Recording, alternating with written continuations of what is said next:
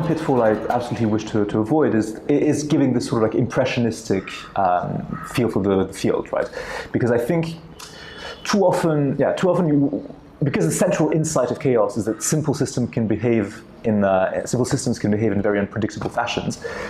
One of the kind of quick lessons that are drawn from that is that, well, if a system is chaotic, then there's nothing more to be said about it, and it's just unpredictable. And given that such simple systems can be chaotic, well, complex systems must be even more chaotic.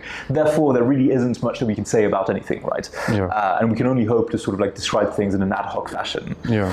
And I don't think that that's at all what chaos theory is saying, right? And I think that this is, I think the tricky aspect for me is to communicate to the students some of the conceptual tools, basically, that are proper to the field of chaos, right? So, for instance, the use of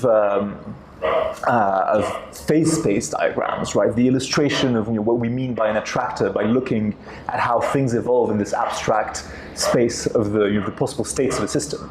So these are basically, I don't wish to introduce the mathematical apparatus of the differential equations and things that are required to study this in great mathematical detail. But I do want the students to come out of this with a few tools which are rigorous analytical tools, right? So for instance, yes, the use of visualizations of phase space, concretely the effects of nonlinearity on error and uncertainty prediction, right? The way that, for instance, our simple kind of like bell-shaped curve models for uncertainty just break down fully in chaotic models.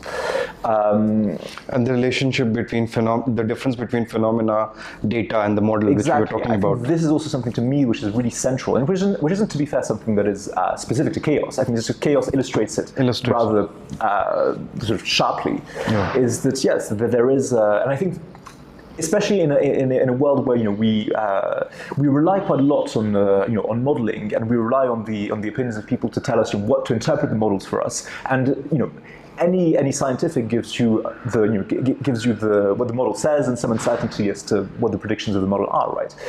And unfortunately, I think that there's a lot of misunderstandings and confusion around the sort of precise relationship that exists between reality, data, models, right? Because none of these things interact in ways that are trivial, right?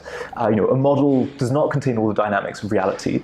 The way you compare, data itself already, assumes that you've asked certain questions of your system. When you give data with observational uncertainty, with error bars, basically, you also assume something about the shape, basically, of the error distribution.